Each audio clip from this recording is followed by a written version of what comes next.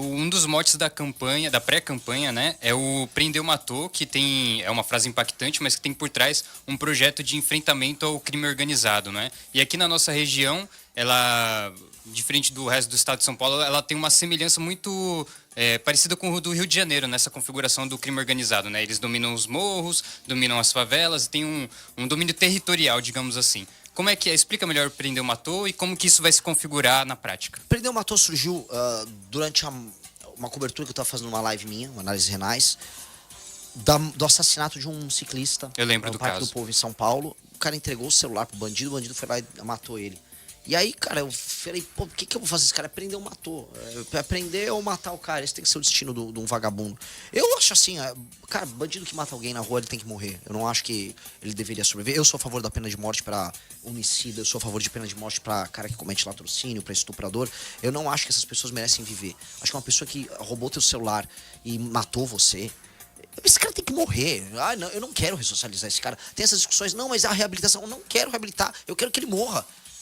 Um cara que matou alguém por causa disso aqui, um aparelho de metal e plástico, esse cara é um animal, esse cara não tem condição de viver. Eu quero ele morto. Mas assim, aí vem umas discussões religiosas, né? Ai, não, mas... Enfim, não, deixa elas de lado aqui. Infelizmente, é cláusula pétrea da Constituição, eu não consigo mexer nisso. Mas eu posso aumentar muito as penas. Mas muito, muito as penas.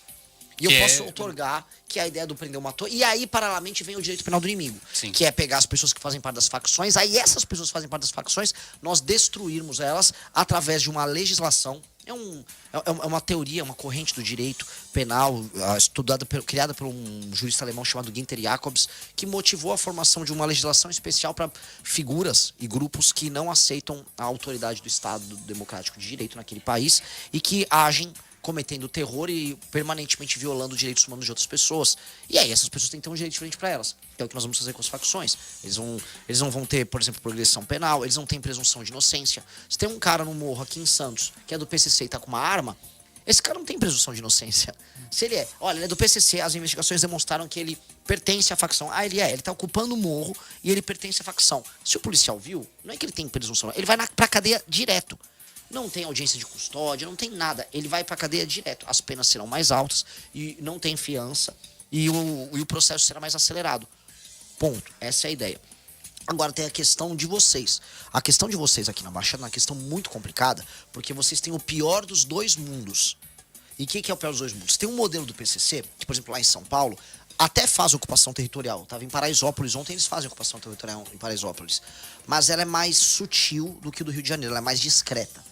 Porque eles lavam muito dinheiro com o PCC em São Paulo, aí é dinheiro com gasolina, é dinheiro com mercado financeiro, mercado imobiliário, com show de funkeiros, etc. Só que aqui é um lugar estratégico pro PCC. Porque o PCC recebe a droga lá no Mato Grosso do Sul, cruza o Mato Grosso do Sul, cruza o estado de São Paulo inteiro, vem para as favelas na Baixada. Nas favelas eles pegam essa droga, eles fazem um almoxarifado. Eu preciso mandar aqui para Itália tantos quilos de cocaína. Aí eles já preparam esses quilos de cocaína, já fazem uma acomodação, levam com os barquinhos lá pro Porto de Santos e lá eles colocam dentro de navios, ou inclusive eles soldam no casco do navio essas cápsulas com a droga. Submarino, inclusive. Com submarino e mandam pra Europa, pra África. É uma operação multimilionária. Dizem que é uma operação bilionária.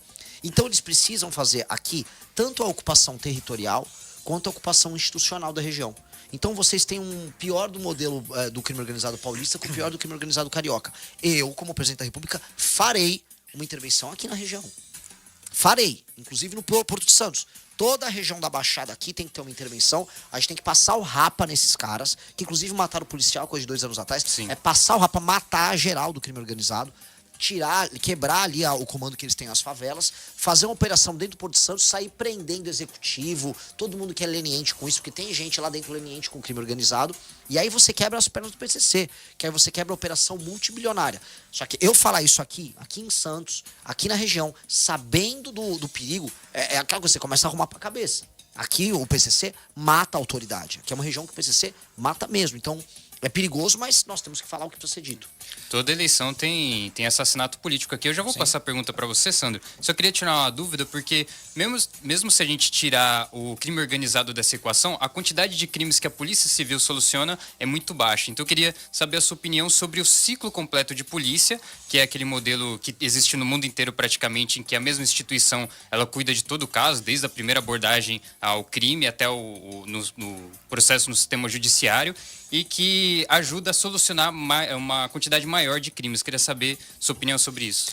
Não só a mesma instituição, como mesmo os policiais, eles participam do processo inteiro. Quando a gente assiste filmes americanos, né, você sabe, esse pessoal que vai entender, os tiras, eles estão com um caso, aí você mostra o policial se debruçando no caso, e ele quer resolver, e às vezes o policial de um determinado condado, determinada cidade, ele fala, droga, chegaram os federais e roubaram o meu caso, porque aí tá rolando o mesmo caso, a mesma investigação pela Polícia Federal, que é nos Estados Unidos é o FBI, e aí eles competem para ver quem resolve o caso. Tem uma competição institucional. Aqui não é assim.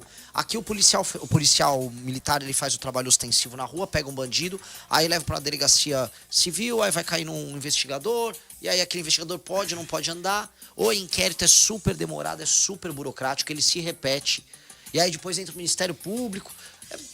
É feito para não funcionar, tanto que não funciona, a gente não consegue resolver os casos de homicídio no Brasil.